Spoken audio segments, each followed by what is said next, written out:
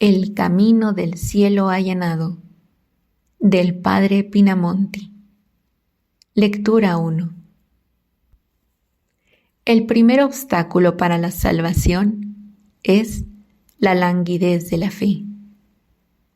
Es indudable que cualquiera que tuviese pendiente un proceso en que se tratare de su fortuna, de su honra y de su vida, sería el objeto de todos sus pensamientos, de todos sus cuidados, de todos sus esfuerzos, y emplearía todos los medios de que pudiera echar mano para salir airoso de tan importante negocio. Sin embargo, ¿puede compararse este proceso con el negocio, con el fin por qué Dios nos ha sacado de la nada? En esta tierra de lágrimas y de miserias, marchamos entre dos eternidades, inciertos de terminar en esta o en aquella. Ignoramos si el Señor, al fin de nuestra carrera, será para nosotros el Dios de las misericordias o el Dios de las venganzas, si será el cielo o el infierno nuestra herencia eterna. He aquí el negocio importante, el único que merece toda nuestra aplicación y cuyo resultado debemos asegurar, cueste lo que costare. A pesar de esto, la mayor parte de los cristianos, lejos de meditar seriamente sobre tan esencial asunto, amontonan continuamente nuevos obstáculos y viven como si buscasen expresamente su ruina y su indefectible pérdida, en vez de procurar su salvación. Para ayudarles a salir de tan deplorable descarrío y para impedir a los justos que caigan en él, se intenta explicar a los unos y a los otros la naturaleza de los obstáculos que en todas las condiciones de la vida se encuentran para salvarse y sus funestas consecuencias, y enseguida proponer los medios de vencer tales impedimentos, de los cuales el primero es, sin disputa, tener una fe lánguida, limitada y enfermiza. La fe es una virtud que reside parte en el entendimiento y parte en la voluntad del hombre. El entendimiento, ilustrado por una luz sobrenatural, tiene por verdadero todo lo que Dios ha revelado, y la voluntad, por un movimiento sobrenatural también, inclina el entendimiento a creerlas, bajo la autoridad divina que las afirma. Así es que el tener poca fe procede de dos causas. Primera, de que el entendimiento se ocupa apenas de examinar y conocer lo que nos ha sido revelado y los motivos que nos impulsan a creerlo. Y la segunda, de que la voluntad se aficiona poco a las cosas reveladas porque no las conoce y no insta lo bastante al entendimiento para examinarlas y adherirse firmemente a ellas.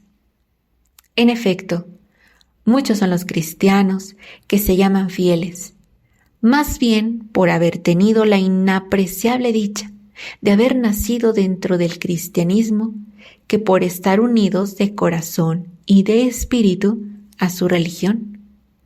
Son contados en el número de los fieles porque han recibido la gracia del bautismo.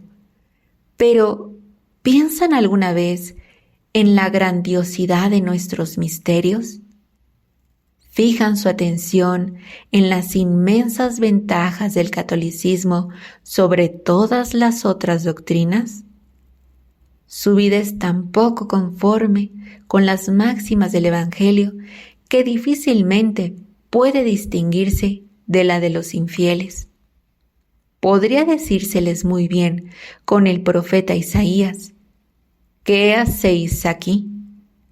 O bien, ¿bajo qué concepto os encontráis aquí?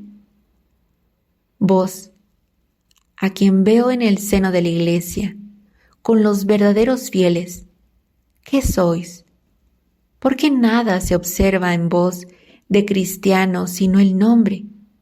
Sí, con mayor fundamento aún puede hacerse hoy día la exclamación que el salmista hizo antiguamente.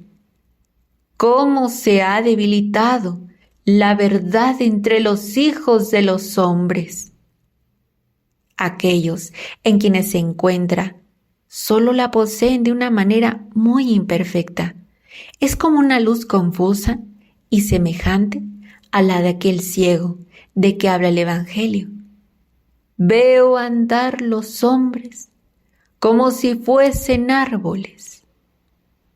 Un Dios nacido en un establo para enseñarnos el desprecio de los bienes temporales. Un Dios que sirve durante 30 años en la tienda de un artesano para enseñarnos la humildad.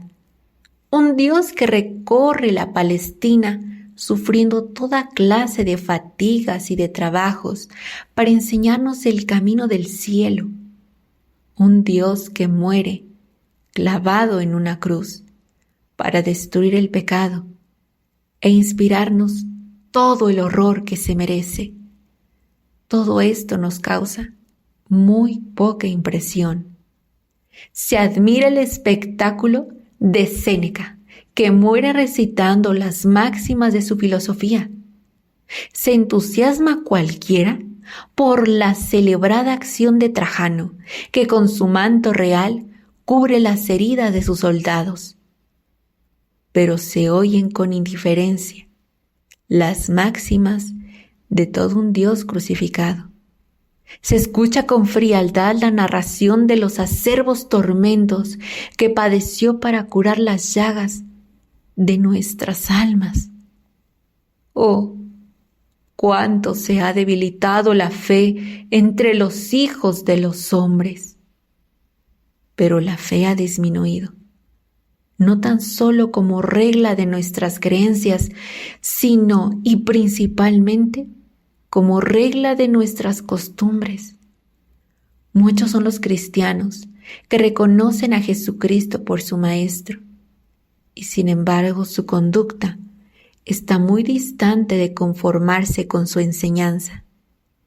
Se les dice, en nombre del Salvador, que son dichosos aquellos que padecen algo por amor de Jesús, que se hacen pobres por elección, que se privan de los placeres del siglo, que se rehúsan las comodidades de la vida, que perdonan las injusticias que contra ellos se cometen. Mas tan saludables lecciones les revolucionan cuando se trata de practicarlas. Las creen en verdad como otros tantos oráculos del Espíritu Divino, pero dejan su observancia para los santos por estado, porque no es posible, según ellos, para los hombres del mundo.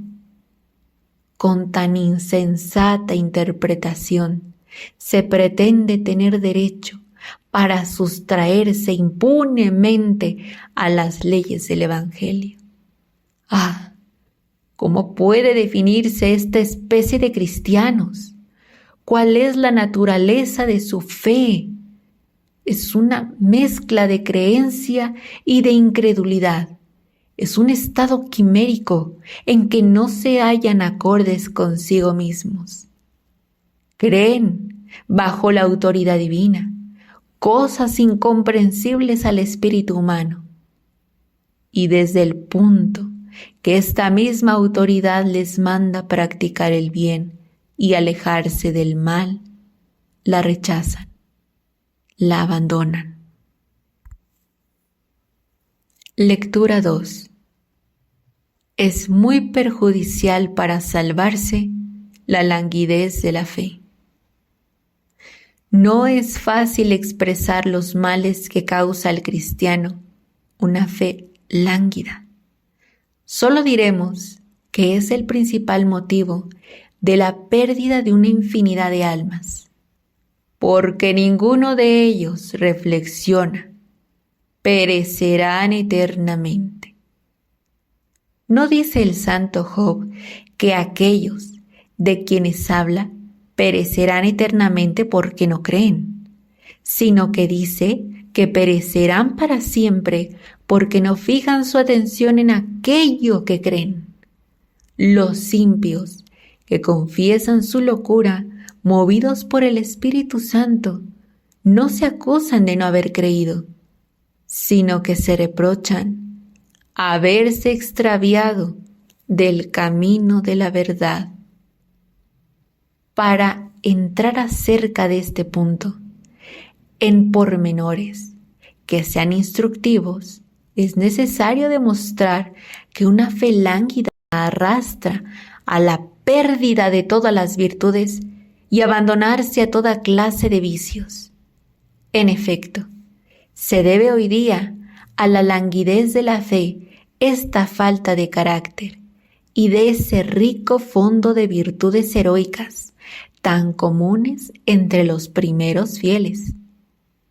Para convencernos de ello, basta recordar la inmensa caridad que todo lo dominaba al principio del cristianismo.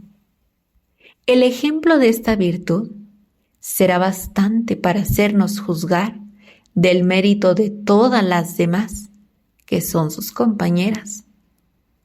Según Tertuliano, el amor de Dios era tan ardiente en aquella dichosa época que no se encontraba el número de verdugos que se quería para dar muerte a la multitud de cristianos que se presentaban al martirio.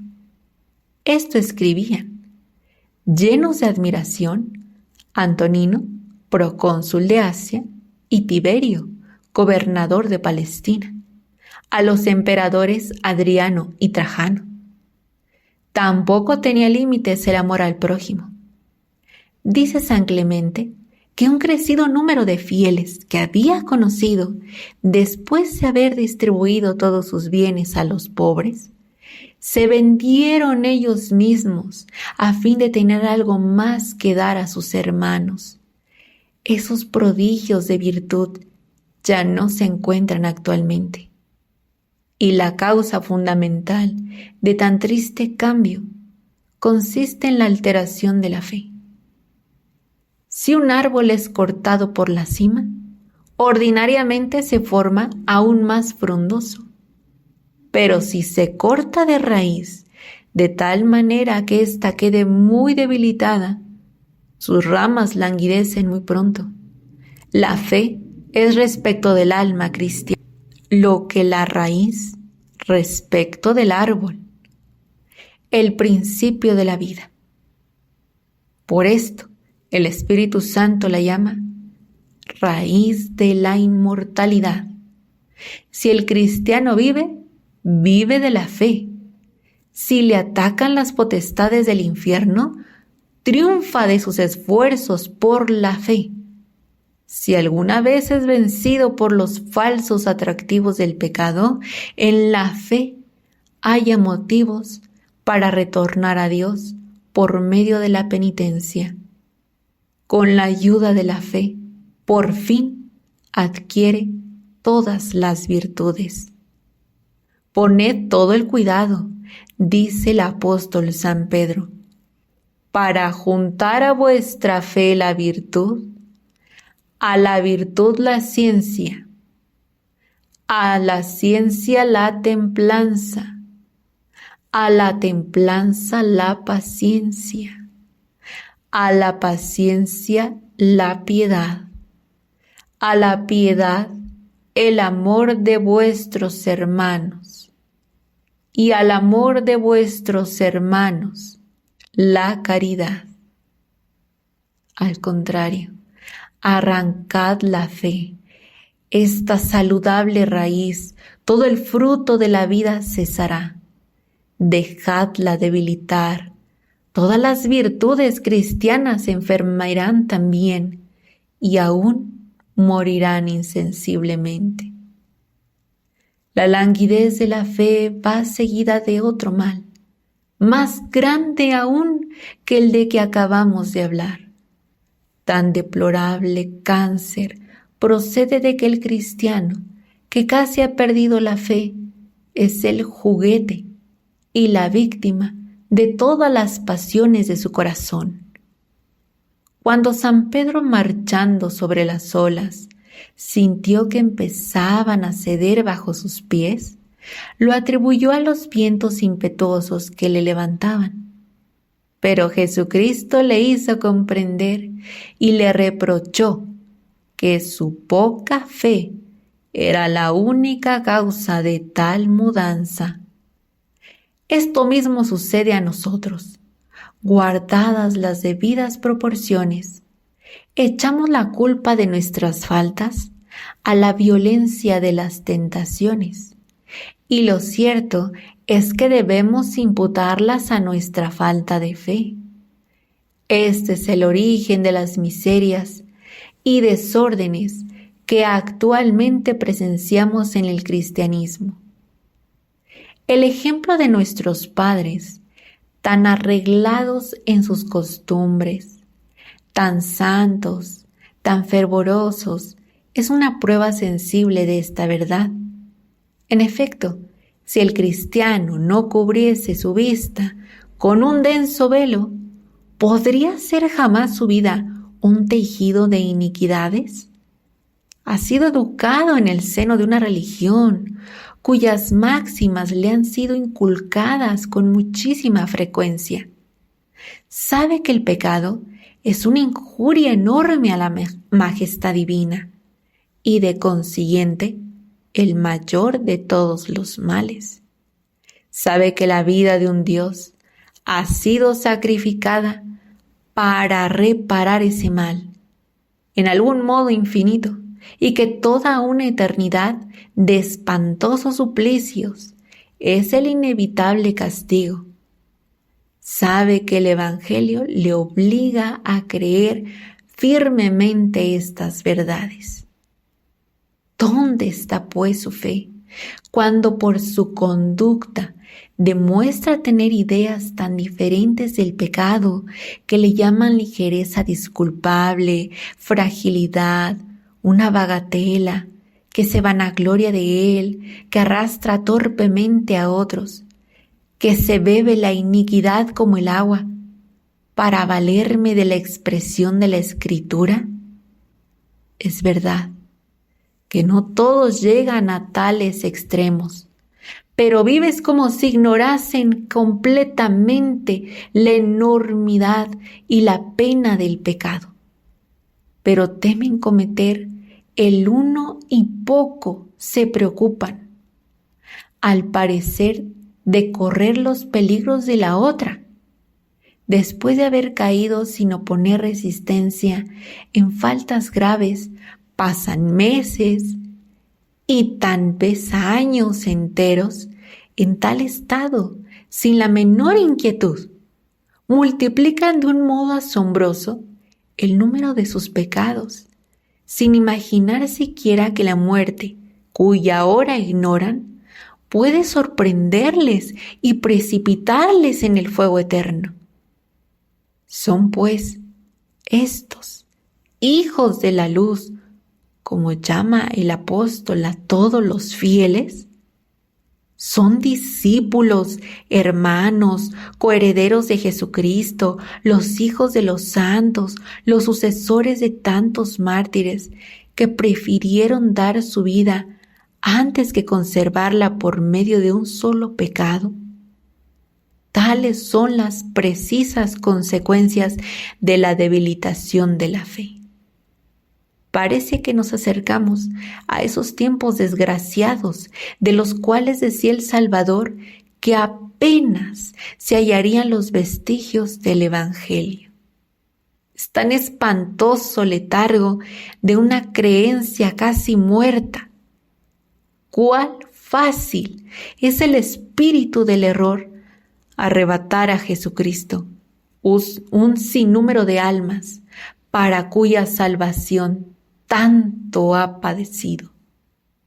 Entonces, el cristiano no marcha al nivel de los infieles, tan imperfecto y tan superficial en el conocimiento que se tiene de las cosas de Dios, que difícilmente se obra de otro modo que si no tuviésemos ninguno, y como dice San Agustín, aunque los cristianos viven en medio de la luz, sin embargo, cuando cierran los ojos, apenas se diferencian de los idólatras que viven en medio de las tinieblas.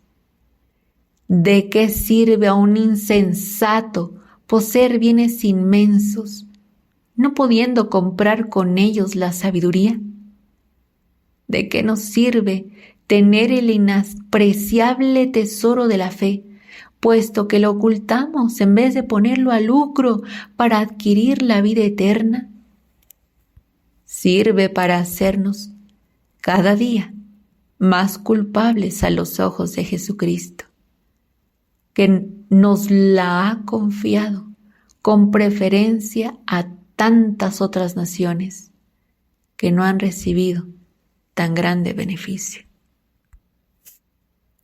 Gracias por haber llegado hasta el final de este capítulo. Te invito a continuar escuchando este audiolibro en el siguiente video. Recuerda compartirnos qué te ha parecido el libro en los comentarios y te invito a escucharnos ahora también en Spotify. Bendiciones en la divina voluntad.